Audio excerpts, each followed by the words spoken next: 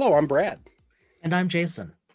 You are listening to Dice in Mind.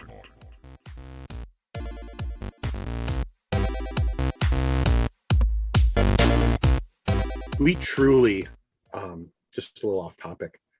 I think never we've been talked off about topic this before. No, Sorry, never. Keep going. Yeah, Keep going. so first time for everything. Yep, that's right. I think my wife thinks anytime we discuss anything we related is off topic to, anything she's interested in. So I guess that's considered off topic. But So everything either of us ever have talked about in our lives has been off topic. Off topic, because yes, pretty much. That's fair. Come on. So, and you'll never listen, but that's actually the truth. I'm talking to an empty room behind me. We've known each other. It's going to be next month. It's going to be 30 years. Actually, no, it's this month. It's going to be 30 years. This month it's 30 years. The 22nd of August. No. We didn't really meet each other until September. No. Meet each other until September. Hold on. It's July right now as we're recording. Mm-hmm. And as this episode comes out. Yeah. You're right. No, next month 30 years. We absolutely met. That's right. Yeah. 30 years. It was a dark month. Oh, it was, yeah. It was the best of times. It was the worst of times. Very true, freshman here. Very true. I'm pointing at you the best of times, pointing at me the worst of times. No, I think we both had our ups and downs on that one. That was it was frost year. We were not entirely mature yet. No. It took me another 10, 15 20, excuse me. 20, 25, 30. 25. We've known each other 30 years, right? Yeah. Okay. So, well, that maybe, being said, maybe more. Yeah. Go on. Work in progress. Work in progress, right. The funny thing is we've always talked about our professional. I've mentioned this before. Yeah. But it never really crossed. And in some ways, this podcast is the first time I see where you're going. Mm-hmm. We've crossed professionally. And it has been it's true. Absolute joy to do. And one of the things that has come out of this is we've always done some you've done a lot more than me, just because you're much more read than I am in a lot of areas that are of interest to me that I just never delved into. But we truly do a lot of passing back and forth of recommended materials. Even just ideas. I mean, how many times have we exchanged recommendations for topics, Wikipedia pages, links? I mean, you just sent me like 3 different links yesterday. You send me, how many times have you sent me unexplicitly, because I don't have a subscription yet, to Scientific American for topics we've not even come up with on here? The last one was about birdsong, because I love watching. I sent you the issue. Yeah. Mm-hmm. So a long segue into the fact that we are now in the second week, where last week it was with Travis Baldry and Legends and Lattes. Great this title. Week was another book that you found. Fantasy related. Yes. And you reached out to the author. I thought, why not? And they were willing to join us. And interestingly about this one is Ben Riggs, who's going to join us shortly. Yeah. Is author of Slaying the Dragon, which has been out for just less than a week. Fascinating book. He's going to talk about it here. Yeah. Really cool guy. He's from Milwaukee. Yeah. Jason grew up about an hour from Milwaukee. You grew up a few minutes from Milwaukee. Well, I actually know about a half hour. I know. But I've lived here. Yeah. I've honestly lived here longer than I've lived anywhere else. Yep. He's going to actually be having a public discussion on the book at one of the libraries in the city. Ironically, you're going to attend. Yeah, I know. Yes. And I didn't know that until we interviewed him. So this one is really kind of cool, just because there's a local connection for both of us. Yeah. But you found this book. Well, again, it I don't remember, Brad, how it came before me. It was most certainly online. I don't know if it came from Twitter. I don't know if it came from like a Barnes and Noble email. I mean, it's, this is a kind of a potentially big deal, kind of a neat thing. Like if you read books like of Dyson Men and whatnot, and like you and I mean, I remember several years ago coming to visit you and the guys in Milwaukee. and you and Brian and I went out on an RPG run. And in the car, you got talking about Gary Gygax / Gigax, because that was Yeah. the discussion in the car. But Yep. and you took me to one of your favorite shops, which is a great shop. And I don't remember the name, I'm sorry. And we got to talking about you like that was when I discovered you had been into role playing when you were a kid, like before I was, and we somehow never talked about it for decades. But then you started dropping all of this history of D&D and TSR and Gygax and Arneson and the others, none of which I was familiar with, and you really got me intrigued. And from that conversation onward, I started reading the very few books that are available that really do a good job of looking into this. And maybe because of my reading list or whatever, so Slaying the Dragon came up. And I thought, well, and I saw something about TSR. I'm like, oh, that's kind of specific, but interesting. And so what Ben Riggs has done is get access as a school teacher / historian, very cool, to all of these people and their data, right, from the TSR era, which is a really contentious time and place in RPG history. And then when I saw he's a Milwaukee local, he's been all over the world. He'll talk about that, but he's a Milwaukee local. I'm like, oh, I mean, come on, that hits close to home for both of us, right? Into RPGs from Milwaukee, looks like a geek. Check, check, check. Yeah, no offense, Ben, but come on. Yeah, and he's a man who lives in, arguably in the geographical area that started the epicenter, right? The epicenter of mainstream role playing. So we reached out to him, and he was rapidly responsive of, absolutely, let's talk. And I think we are so pleased he did, because you could, if you haven't been following Ben Riggs on Twitter, you need to, because as you'll hear in the interview, he's been, and this is a historian, not a scientist, he's been creating spreadsheet graphs. Which you and I are. I know, we've been all, I know. And it's amazing we haven't even talked about it outside of the interview, but he's been posting data and sales trends from D&D and TSR 80s to 90s for weeks, basically all the things he couldn't get into the book. And it's really interesting and really surprising. And listen to how he did it. He's going to talk about how the data can sometimes be hard to find. So, and he says right explicitly, he has no reason. There's no benefit to making anything up. He is he is acquiring this data, anecdotally or empirically, from folks that he will talk about, and he won't. And he's putting it together, and it's just informational. There's no benefit to putting it out there. Clearly a labor of love. And you and I, in our own different ways, the term data science has become its own thing in the past 5 to 7 years. I'm a scientist, you're in analytics. Yeah. And so we look at it a little differently, but we respect the crossover and how important it's become. And we are, in our own ways, in addition to everything else we do, we are, either you professionally or me amateur, data scientists in the sense of the word that's now prevalent. And what he's posting, this is what I was trying to tell him, is that he's doing data science right now. He's extrapolating and pulling data from all different sources, and he's just doing it manually. And the other thing that's really cool about Ben is he is an open book with all of this. You don't have to worry. Like he says, we all know what the outcome of the book is. Right. No spoiler alerts here. We know what happened to TSR. And I didn't realize this really until we started. I knew that it was there, but I really didn't get deep into it until we started this podcast, how contentious some of the relationships were. Yeah. And how contentious the opinions and debate is about folks with the TSR and D&D and so on. And in the book, he tells us he attempted to be a good historian. He related both or however many sides of the story, let the reader think about it.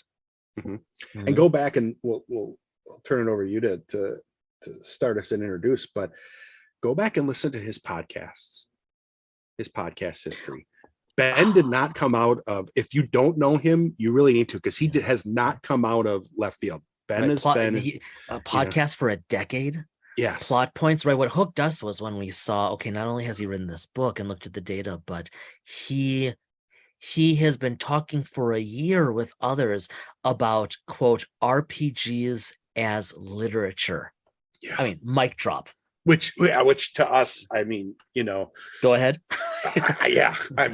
There's no, I mean, we had hashtag take my money before we talked to him when it came to this book. Hopefully, if you have any interest in the history of TSR, and if you're an analytics or scientist or in, me in business or anything, if you're interested in the numbers, I mean, seriously, follow him on Twitter. Yep. Listen to the podcast and check him out now. Mm-hmm. All right, let's wander over to the interview.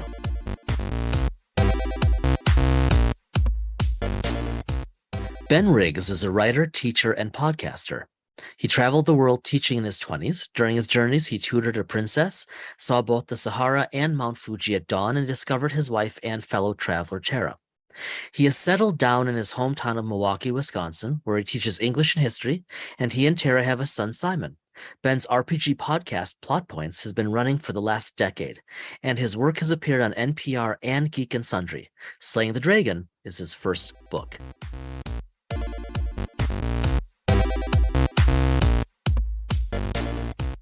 So I know Jason and I are both excited, but I'm very excited to talk with Ben Riggs tonight, just because we are both in the same general geographical area. Mm-hmm. So Ben has been kind enough to not let us know where he lives, so he won't have any creepy stalker type of things going on with me. Not that I would do that. Love it.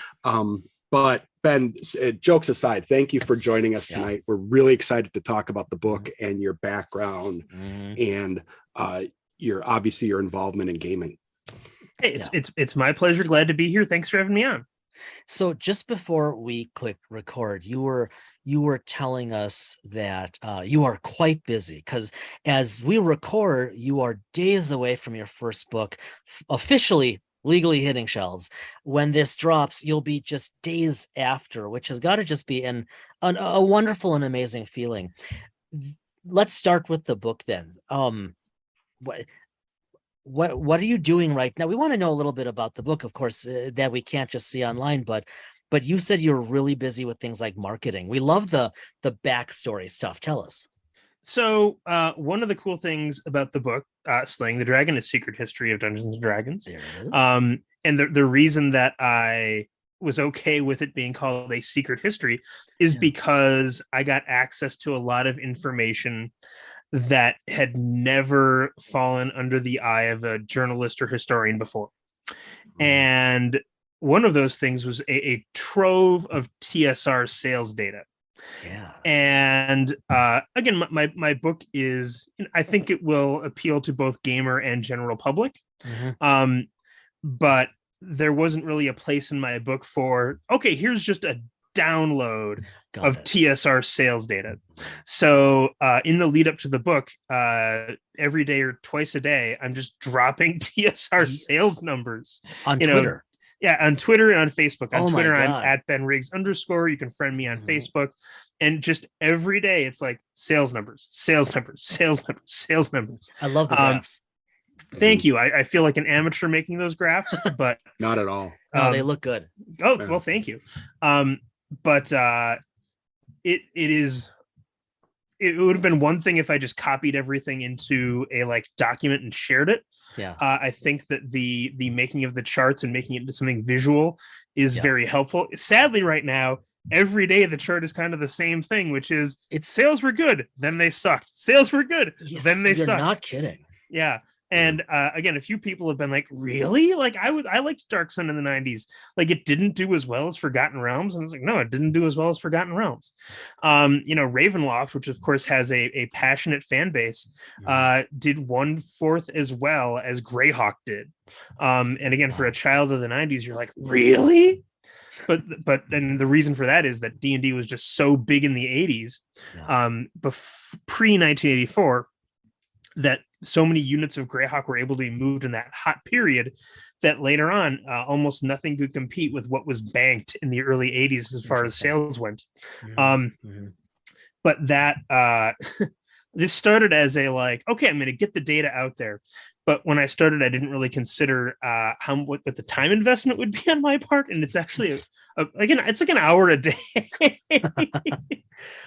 So again, I'm going to say I'm spending 4 to 5 hours a day just doing marketing right now because it's I think I have an interview a day for the next few weeks. Oh man, I'm again an hour of days spent on Twitter and Facebook, and then an hour on email, and then just there's other stuff to arrange, book launch parties and whatnot.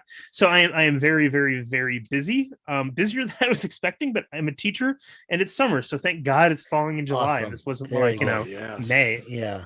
Well timed. Yeah. Most certainly, sir. Yeah.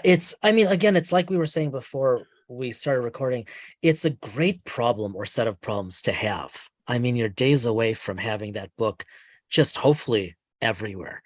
I'm eagerly awaiting my copy. I know I thought, I wonder if, once in a while, like Amazon, normally I don't order books through Amazon. I try not to, but it's like, what's the fastest way I can get this book? Mm-hmm. And because my local indie store, they carry, it's little, they are a phenomenal store, but they carry almost nothing gaming wise, because they have a little section out, but they just can't afford it. It's just they can't move enough of it. That's not their chief clientele. And I just thought, well, maybe they'll ship, maybe Amazon will ship early, like once in a while. If it's a major release, they'll ship the day before, so you get it on release day, but I mean, it comes when it comes. So let me just back up for a sec to connect some dots, or at least try to.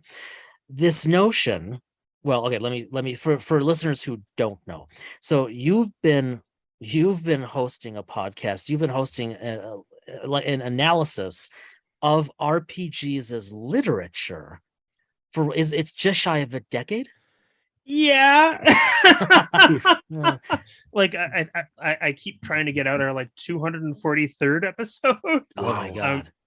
And it's evolved a lot over time. I would say the first 9 years were we would try and do a deep dive on a role-playing game product, whether it was an adventure or a game. And after 9 years, the pandemic happened and I had a kid.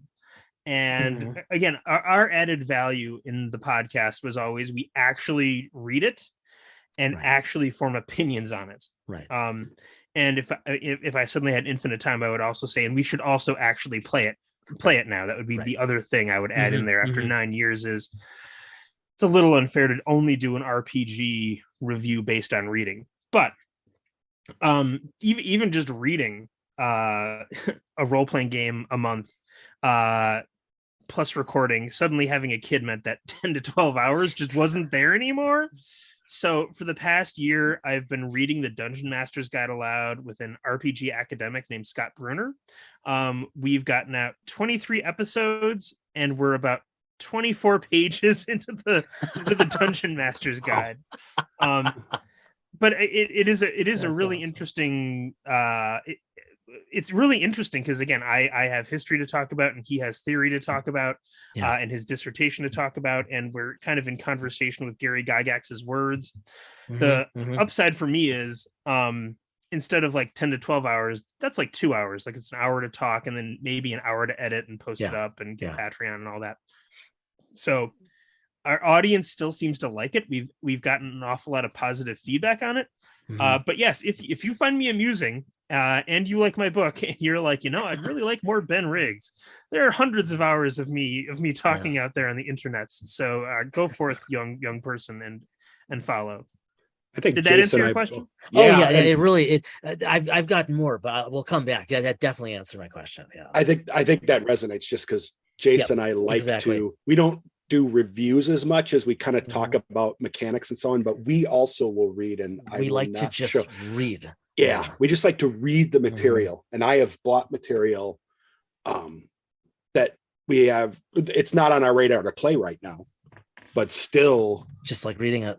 Love to read and love to learn the mechanics and everything like that. So, but I think we're both curious. What was the genesis of of looking at RPGs as literature. Like, you don't have to convince the two of us. That when we saw that just resonated deeply, like wonderfully. But especially a decade ago, it's not like we were in the golden age again of role playing. So this is interesting. So I would say that 10 years ago, I was trying to find language to describe what I saw happening at role-playing game tables. Okay. Which was, again, people getting so deeply engaged in the game and absorbed by the moment. And a thing I always say is, like, when game is good, it makes the rest of life better.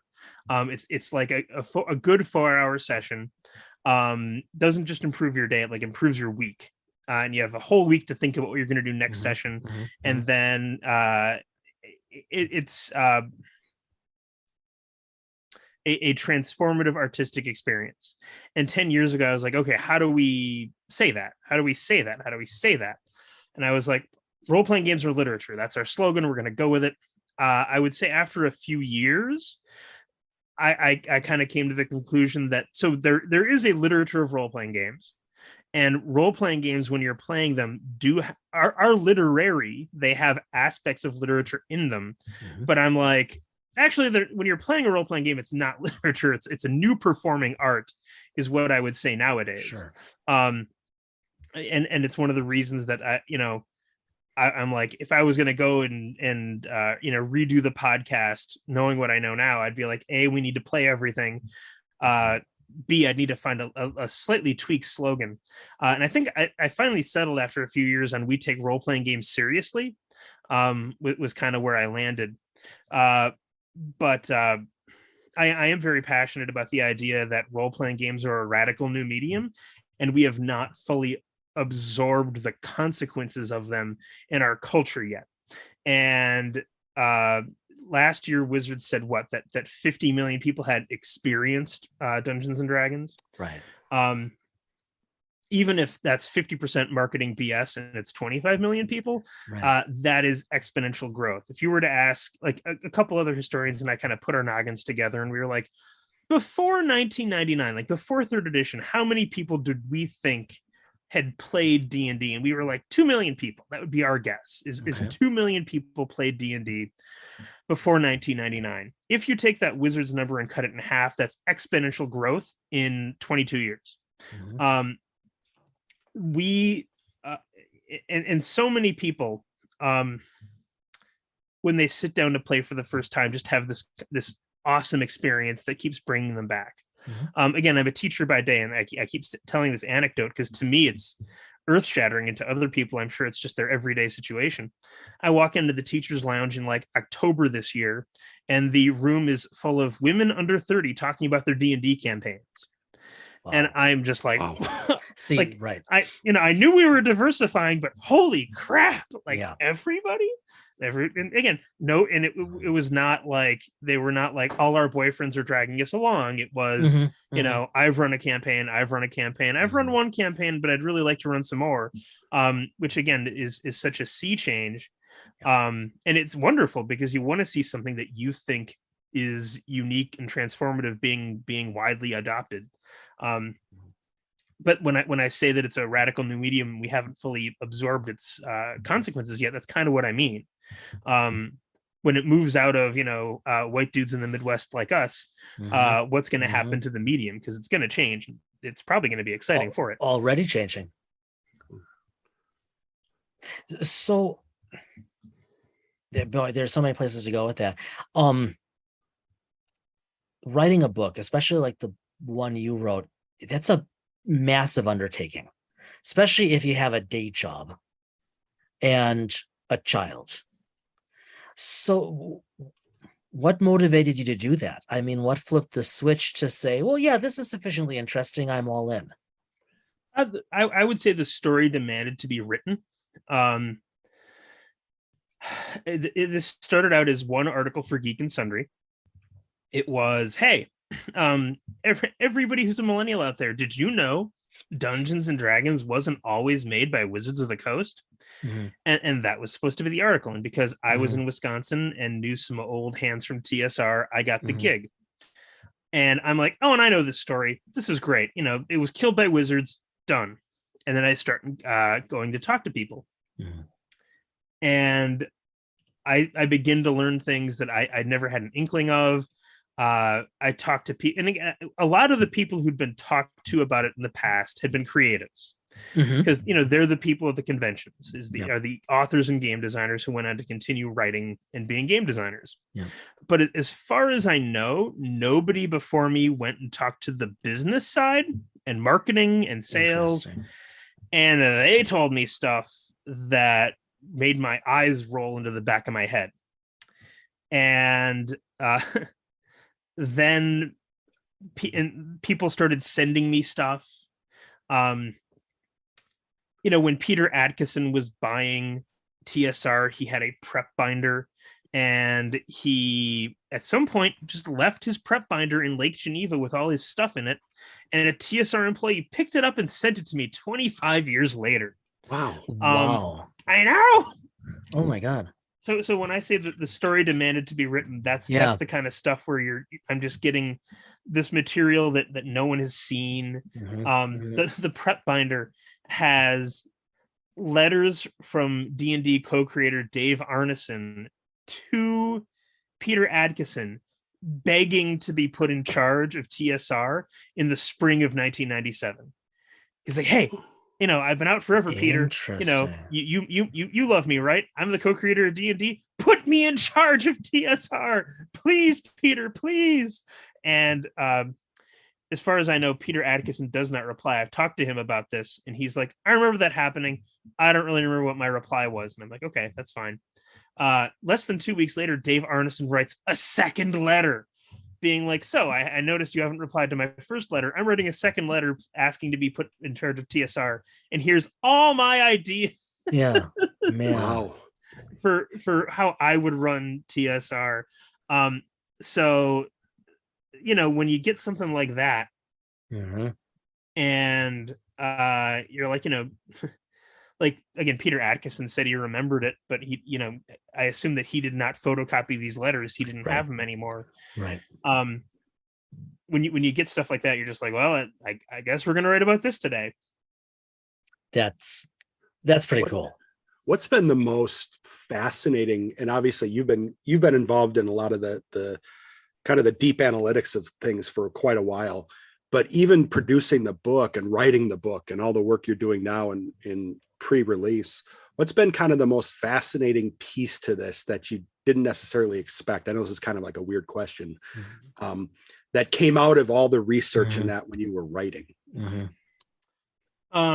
Without giving away people need to buy the book to hear the whole story. But. Yeah, but again, I really don't hold anything back in interviews, because I have had a few people in publishing say, hey, like, don't say your best stuff in interviews. And I'm like, I don't think that that's the way gamers work.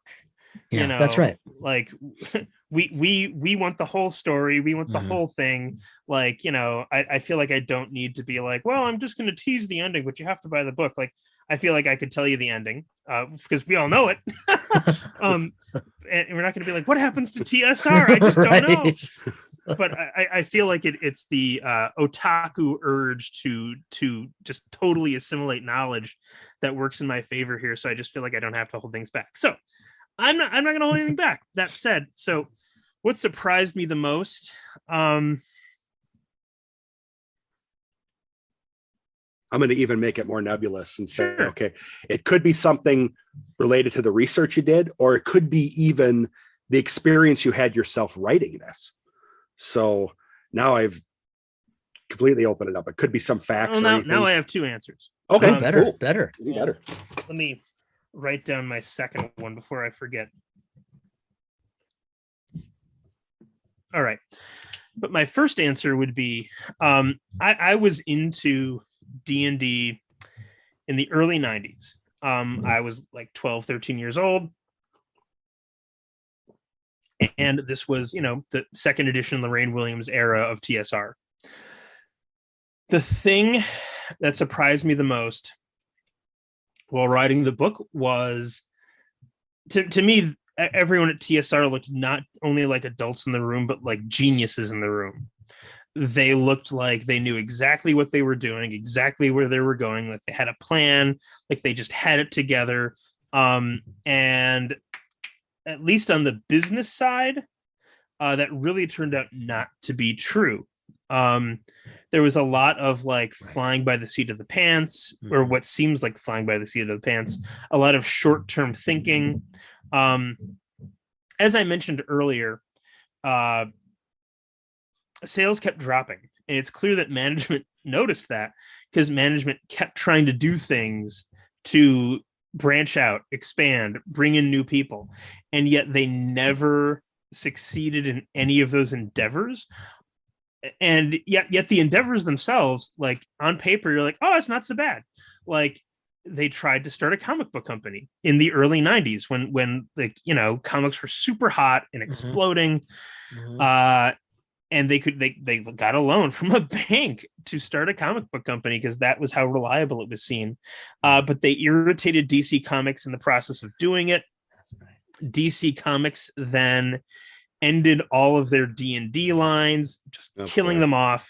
And then the comic book company never took off because comics are, of course, really, really difficult to make. And they were only really in the business for a year. So, you know, you start out with a good idea, which is sales are falling. We should try and expand our business so that we like can survive.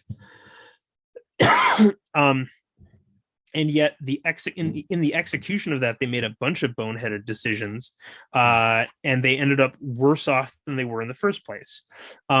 They were like, hey, we're going to make a beginner product with a videotape in it. Again, especially from the perspective of 2022, when like so many people have learned to play by watching YouTube, you're like, hey, that seems like a really good idea.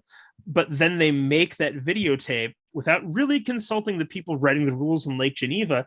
And it's more of a pilot for a TV show than really explaining the rules. So they make this hideously expensive film in California. And then it doesn't do what they wanted to do. Worse yet, I had someone in marketing tell me that there's no way they incorporated the price of the videotape into the price of the product. Sure. Like they sold the product at a loss. And it sold 150,000 copies, which you're like, okay, that's not so bad. But then after that, I want to say, again, I'm pulling numbers a little bit out of my butt here, but the numbers are in the book. But the CEO, Lorraine Williams, insists on reprinting 200,000 more. Oh, man. Which, again, if you know anything about sales, usually you never have a product that does as well as it did when first released. But she was like, no, it's going to do really, really, really, really well. And it never did. And they ended up selling those like 200,000 for $1 a copy. So again, you have this like this decent idea of like, hey, we need new players. We're going to include a videotape. No. But the process of trying to make that succeed gets so botched that they end up worse off than they were before. They decided to make AD&D second edition CD-ROM rules. They essentially financed a startup in Madison called Evermore Entertainment to make the AD&D CD-ROM core rules. But then, I shouldn't say but then yet. Sales manages to get Babbage's to agree to buy either 10,000 or 30,000 copies of the CD-ROM rules. And again, you hear this from the point of view of 2022 when we have so many PDFs. Again, this seems really smart, right? They get Babbage's to buy thousands of copies. Then Babbage's goes bankrupt. And if those copies are sent to Babbage's, they will all hit the floor at a huge discount because they're going bankrupt. And anybody who wants a copy will go there and get them really, really cheap, and it will destroy the market for any follow-up products. And a vice president of sales went to CEO Lorraine Williams to beg her not to ship that product to Babbage's. But because she had decided to use an arcane financial instrument called factoring to kind of boy. get a lump sum of money at the beginning of the year. I don't want to explain factoring because I feel like it would take 5 minutes and bore people, but just know that she had a contractual obligation then to send those to Babbage's unless she could I think pay a fee or something. And TSR was so strapped for cash, she didn't have the money. So the product gets sent to Babbage's, and it destroys the category. Everyone is like, oh, no one will buy these things because, Babbage's was out there with thousands of copies selling them at a bargain rate. So that kind of bungled execution again and again and again. Yeah. One guy told me that TSR died a death of 1,000 cuts. That surprised me. I'm like, man, how can they just make these bad decisions again and again and again and again? And they do. Yeah. The thing that surprised me the most in the course of writing it was how willing almost everyone was to talk, how willing everyone was to tell me their truth. Like people kind of weren't afraid to get out the long knives. Yeah. Okay. And again, like I tend to give both sides of stories. Mm-hmm. Like briefly, R.A. Salvatore claims that he was essentially driven from TSR. One of the vice presidents at TSR told me, no, that's not what happened at all. Bob Salvatore signed a exclusive deal with Warner Books, and he wanted us not to write any Dris Erden novels while he was fulfilling that contract. And we're like, no, we're going to do it. So again, like I put both versions of that story in there, but the fact that people were so frank and so willing to tell me their point of view and what happened is fantastic. Like, this didn't make it in the book because I just didn't have enough space, but I wrote I think 20,000 words on the creation of third edition.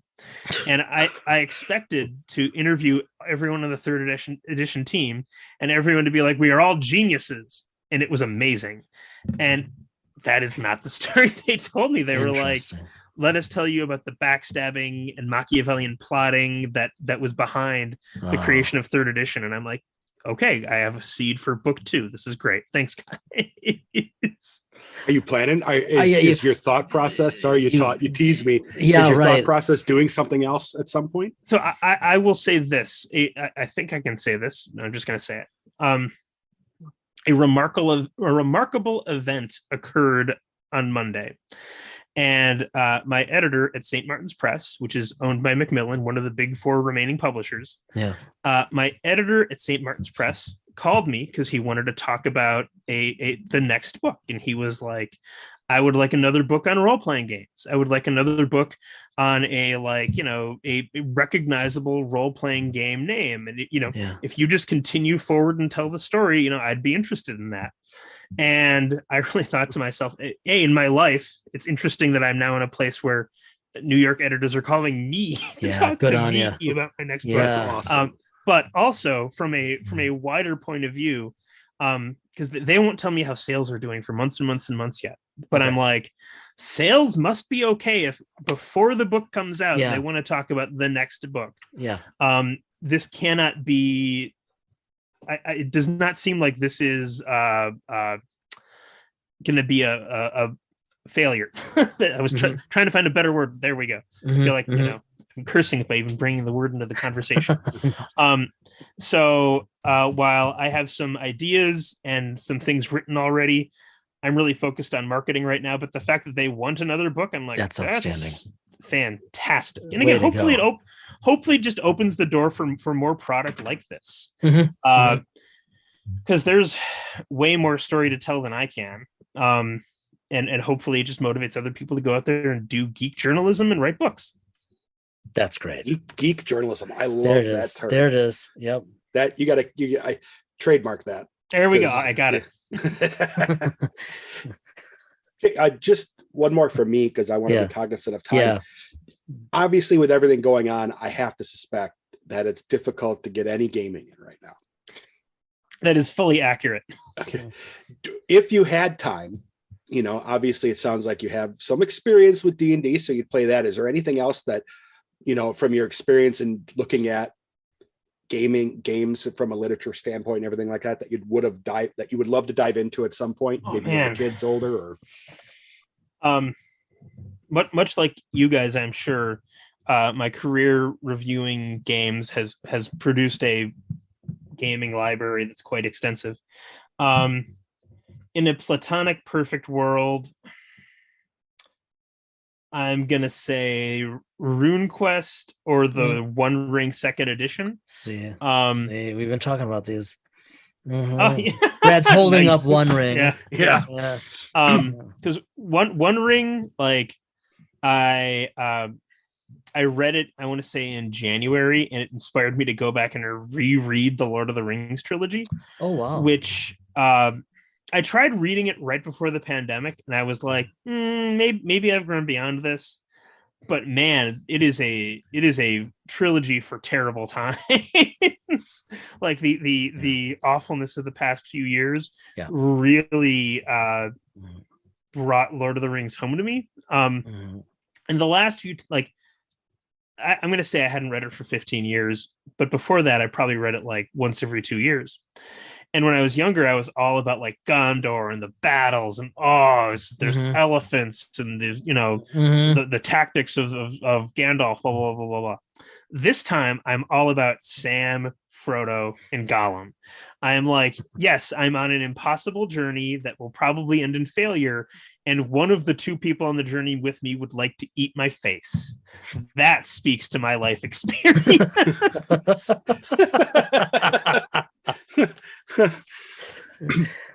I think that's just the perfect place to end it. I don't know where else we can go. We can really. I do, but I don't think we have the time. And I booked an hour, so if you guys want to go to a quarter after, I don't mind. Go for it, Brad. Yeah.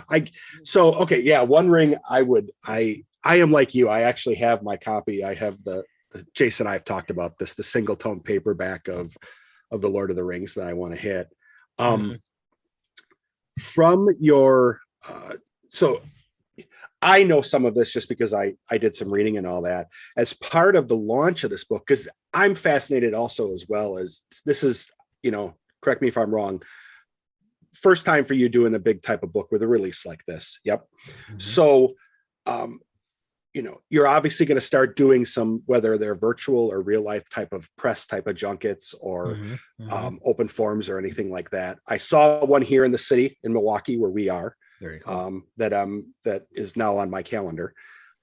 There's one at Boswell's on Tuesday as well. If you're interested on the 19th. Great bookstore.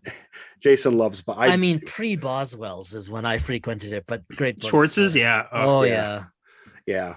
We could talk. Jason and I were a big fan of Audubon Corp books, which was up in Brown Deer. Oh, I remember Audubon Corp. Oh, there it is. Look at that. See, yeah.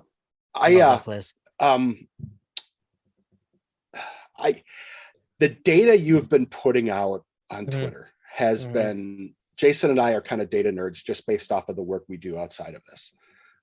So it's really tickled the data bone, looking at these graphs and things like that.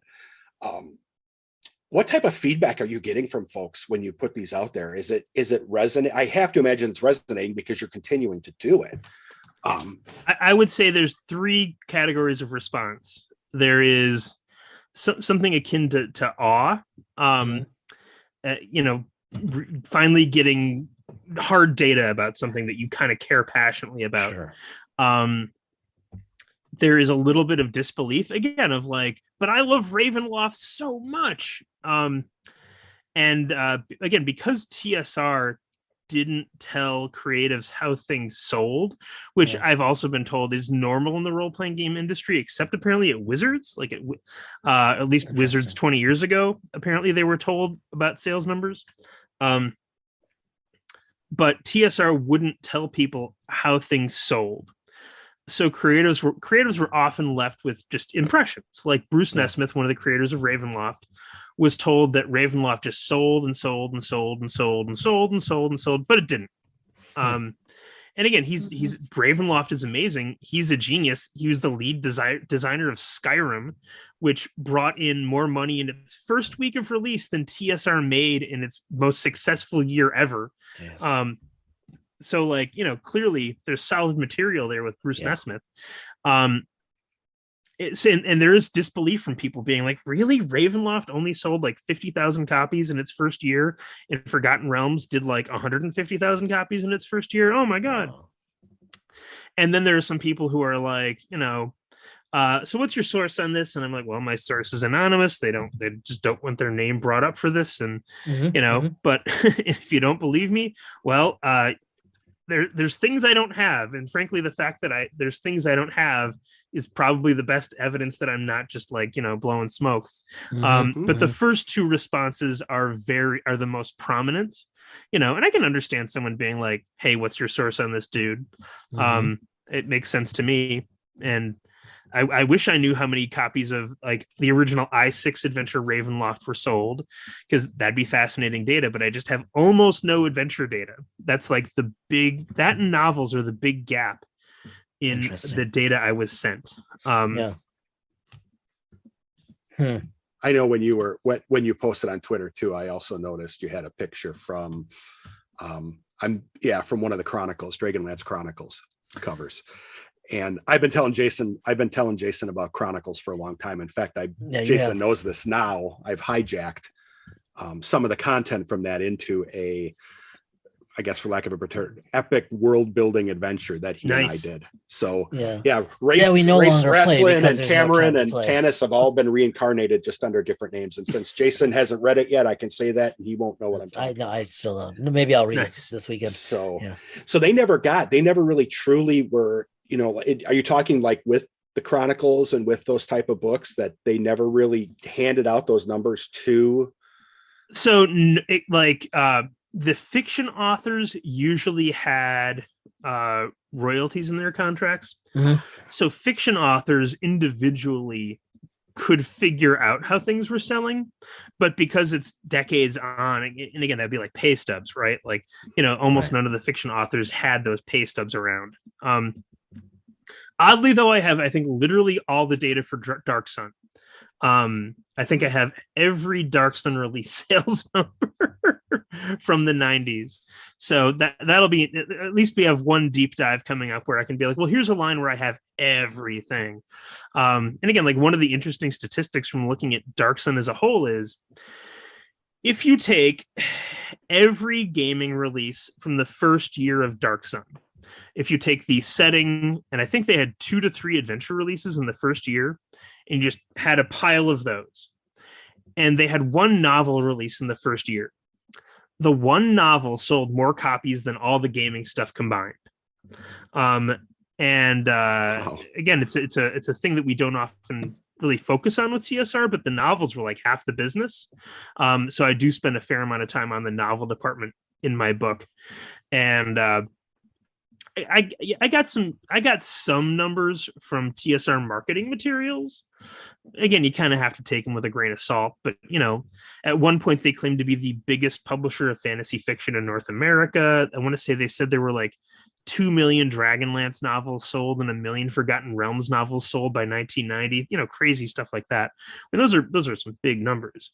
But that is the gap in my data, which, sorry, you asked me about reactions to people and I've rambled off into no, this is great. This is great.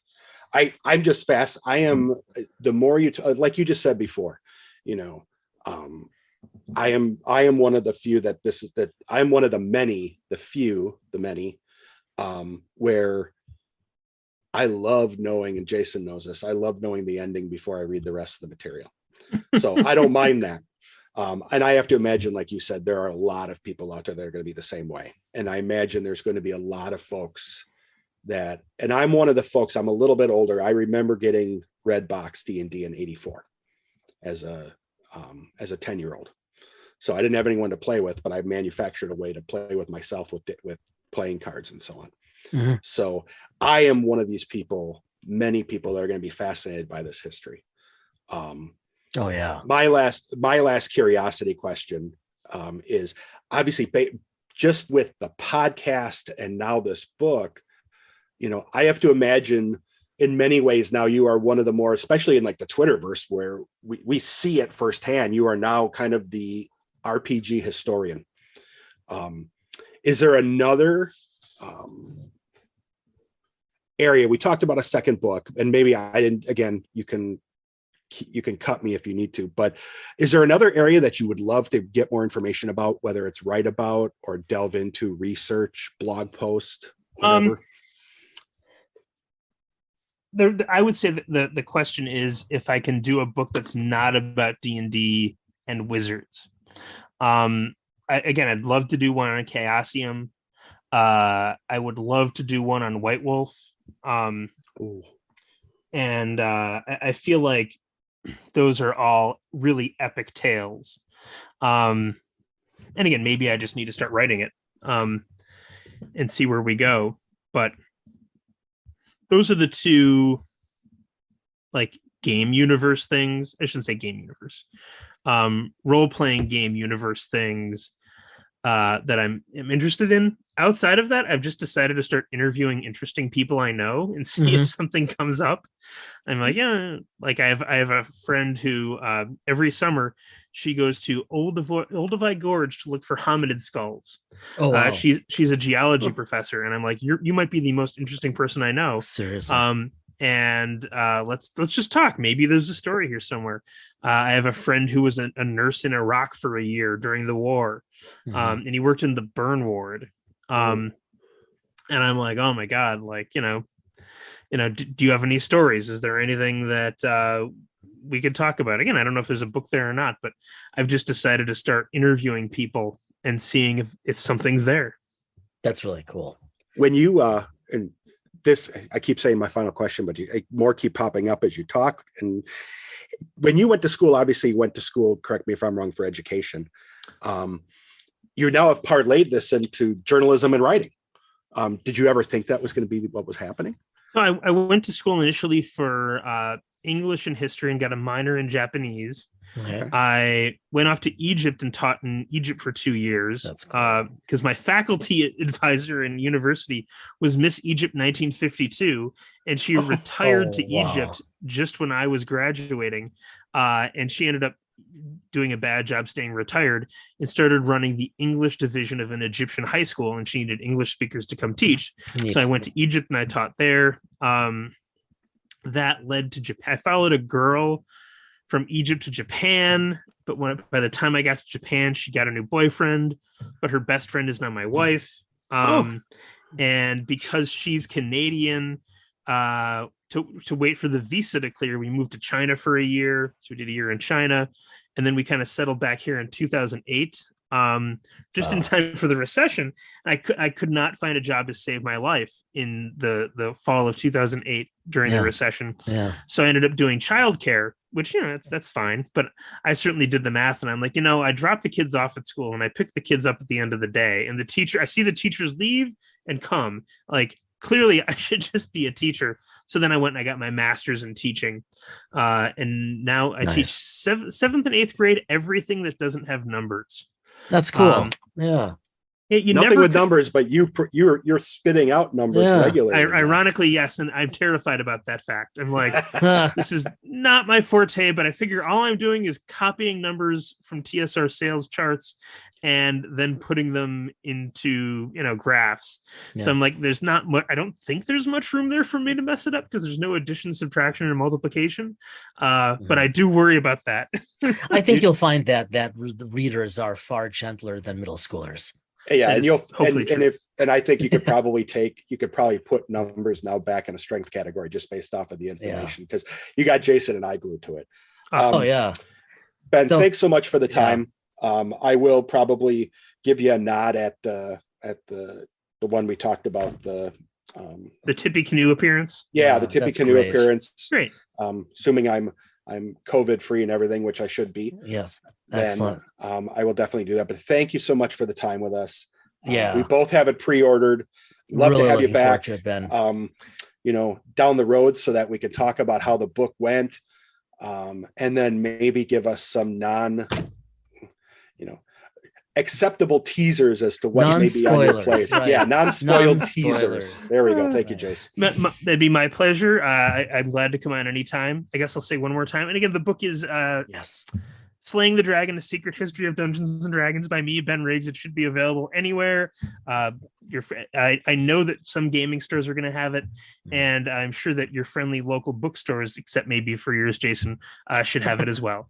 But thank you so much for having me on. I really appreciate it. Thanks so much, Ben, and congratulations. Best of luck with the book. Thank you so much. Thank you. Here, fingers and toes. You got it. Take care. You too. Bye-bye.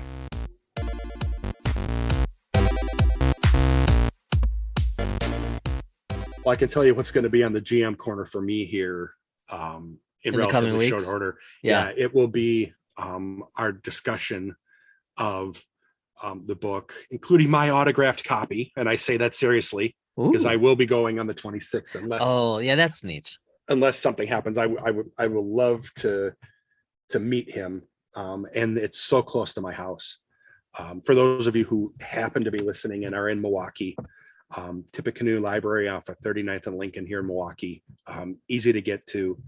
If you happen to be listening to this and are interested in going or something like that, shoot us a DM on Twitter, Dice and Mind, or send us an email, the guys at diceandmind.com. Yep. And go to at gmail.com. We've Yes, and what is the other one? They'll both work. They'll both work. You'll find us. But also check out the show notes and check out Ben Riggs's pages so that you can keep up to date, especially if you're in the area or the region with his speaking engagements. Right? He's done the entire community a service. Yeah. And so obviously you and I will be talking about that book in future GM corners. But what about this one? Last week I hijacked the GM corner talking about the One Ring, which I'm not going to do this week because we need time to digest it. We'll save it. But what's been on the docket for you? For me, I've gone back to some older material, but for you, what have you been doing? Well, thanks for asking. In continuing with our high fantasy theme, not intentionally, but I had an hour or so yesterday to wander around a bookstore. I just went to the local Barnes and Noble. I had some time when I was in the office between classes, and I came across R.A. Salvatore's books. Just you had told me about them. Of course, I was aware of them, but you had somewhat demystified them for me, the story and whatnot, months ago. And then actually after picking up this book, this morning I was watching the 2-minute video on YouTube that came out of Wizards D&D with Benedict Cumberbatch. I forgot it was him. Benedict Cumberbatch narrating this biography of Drizzt. And so I actually, yes, I know I'm late to the party, because I think it came out in like 1990. I picked up Homeland, the very first of 30 some odd novels in the, I'm going to call it the Drizzt series, the Drow, the Dark Elf, created by R.A. Salvatore. It is not my normal reading. Again, I like playing in high fantasy. I like watching high fantasy. I've never been a fantasy reader, but after reading Travis Baldry's Lattes and Legends, or Legends and Lattes, excuse me, I just kind of wanted some more fantasy, high fantasy. And so, like I said, I had about an hour in a bookstore, and I thought, let me just wander over to sci-fi. Let me wander over to fantasy. So I was looking at all the Star Trek. I was looking at all the Star Wars. I always check to see what they still have from Asimov and Bova. And then I wandered over to fantasy, and I saw they had some of Salvatore's earliest work, some of his most recent work around the character Drizzt. And I thought, you know what? This is a lovely paperback.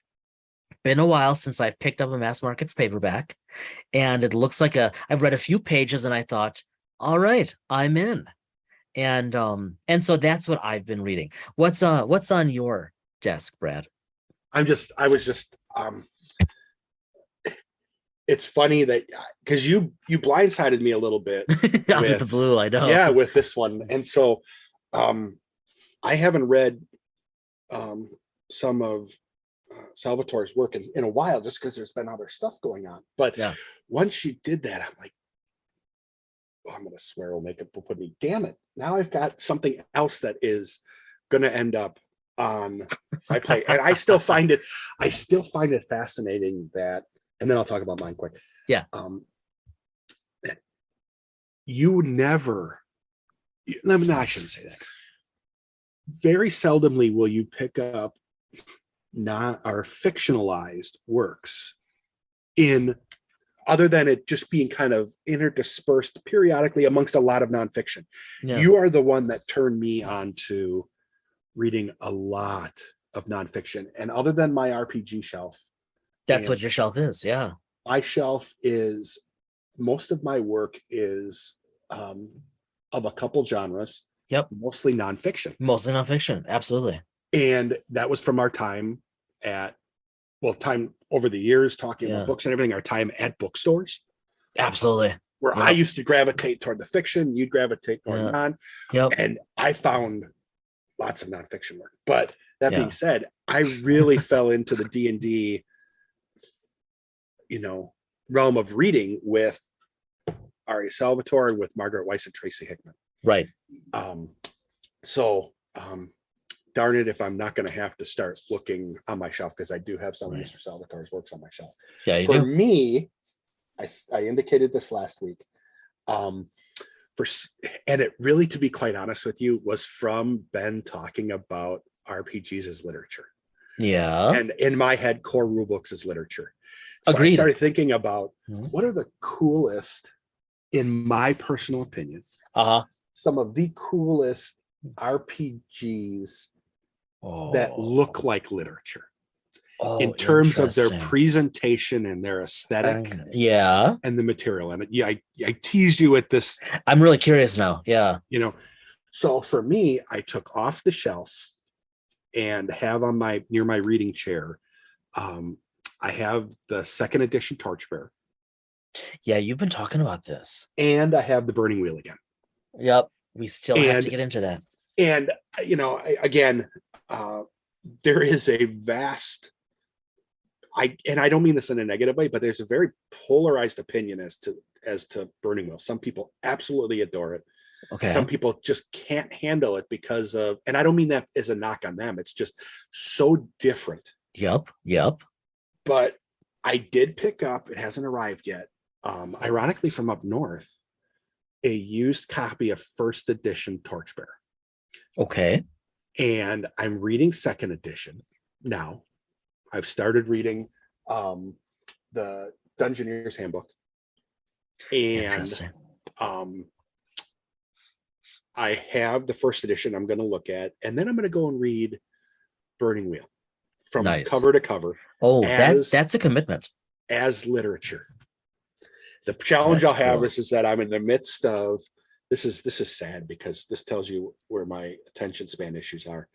I can keep attention and I can read multiple books parallel, not necessarily simultaneously. No, yep. But I have Legends and Lattes that I'm reading. Yep. I'm reading that on my Kindle. I have the printed version of Beth Ball's trilogy that I'm going through now. I'm halfway through book one. Nice. And I just talked about how I'm going to have to at some point add Ari Salvatore back into the mix. Yep. And now I've got, I'm committing to reading through the Burning Wheel series. So that includes the family is Burning Wheel, Torchbearer, and then Dungeon World is a derivative of it as well. So everybody will, from now on, it'll just be me on this podcast. We'll see Brad between December and January when he comes out of his reading hole. and believe it or not, this is one of the things I actually took classes. Believe it, Jason will laugh at this. I've always been able to do that, is be able to read and keep up with multiple books. That's just how I operate. Yeah. Maybe it was a function of attention span issues, although no, it's you though. I can see that it's you. It's me. Yep. But I took courses our freshman year of college that they offered off of Baldrige reading courses, speed reading, multi-book reading. Oh yeah, I remember talking about that for last year. Yes. Oh my God. I took those courses. I still remember it. Yeah. I have vivid memories of those because it was a woman who came in who wasn't a ripping professor. I guess I just gave away where we went to I college. don't think I have thought about those discussions since the late 90s. Oh yeah. And I Jeez. didn't think about it until last week when I'm like, how am I able to keep up with this and read parallel? And it's just something I've been able to do. And Yeah. again, then I'm going to wrap this up because this has become the Brad GM hour. I grew up under this belief that I had attention span issues, that I might have had Yeah. ADD. Yeah. They had tried medication, didn't work Yeah. for me. And I remember one of the most learned men I have ever met talk with me about this and say to me, yeah, it's not an attention span No. issue. You're just bored. Yep. That was your dad. Yep. And Yep. that resonated with me. And then I finally embraced the fact that, okay, it's kind of like, I remember Bruce Banner when he says, you know, it's not the problem, it's the cure. And when he talks about becoming Professor Hulk. Yeah. So why am I trying to fight that when I can do it? That's and so right. having all those books, so now it's Brad's Psychological Hour. I love That's awesome. reading all of this material. The only problem is that you need to stop reading fiction, because the problem is as you pick that up, I'm like, damn it, he's ahead of me on fiction now. I need to add this to my list. And so I have Travis Baltry's fiction book, which I'm reading. Yeah. Ben's book, which is on the docket, which Yep. we've talked about. And Which now is everything else. a thick book in its own right. Oh, don't, yeah. Don't worry, Brad, because the Homeland, the Dritz novel, that's a longer one. Like, I can tell. I mean, I'm a quick reader, but I can tell I'm going to be with that one for a while. Well, and I was thinking about this, and then I'm going to turn this back over to you. Because again, but I was thinking about this because you mentioned this to me before we started recording. Our own world that I had been playing us in, our epic, I had just nicknamed out of the blue the Homeland, Yes. which was the world.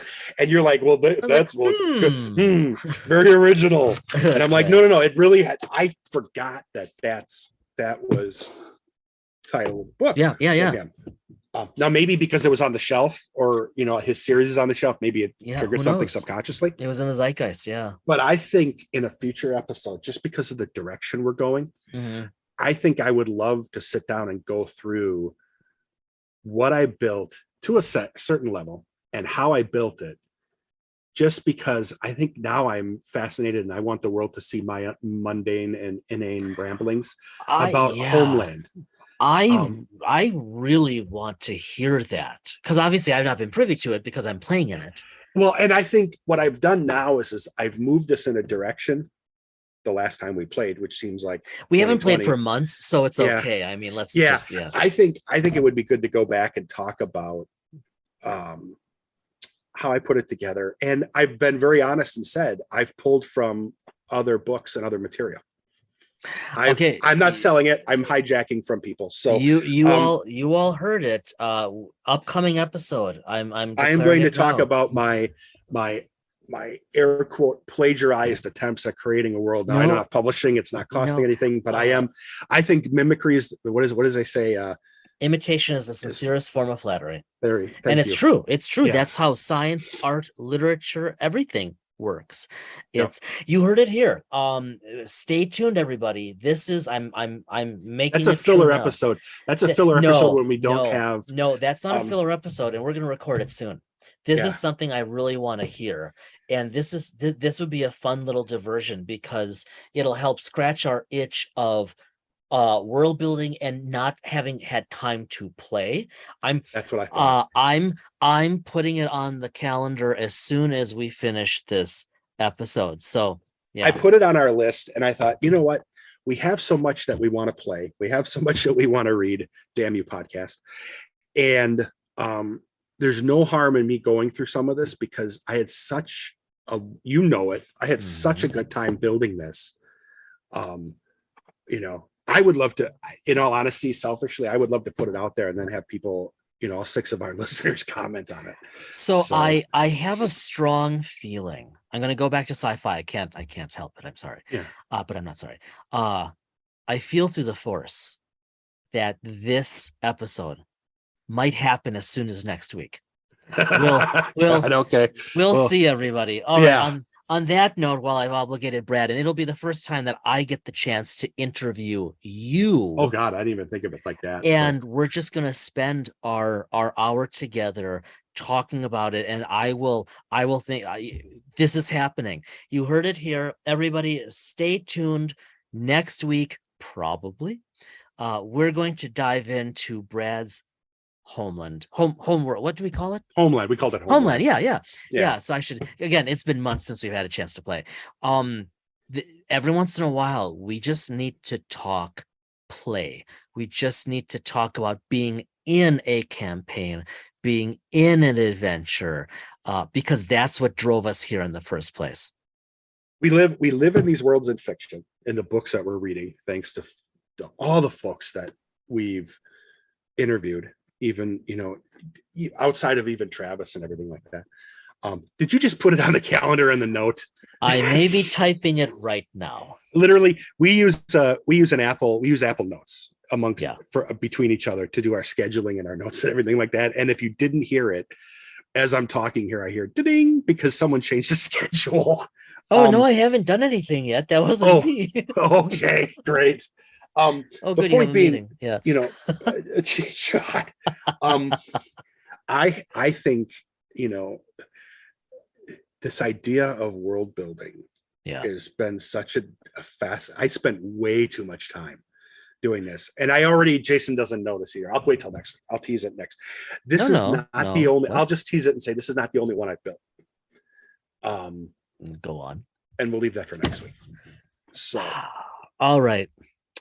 Yet another frustrating discussion with Brad. You know the deal, everyone. Again, we just talked about 30 years. You've had 30 years of frustrating discussions. Yeah, it's on me. I have no one to blame but myself. All right, everyone. Be well, stay well. We will see you next week for a very special episode of Dice and Mind, when we interview Brad about Homeland, and we just spend our episode with all of you in an RPG world and campaign. See you then.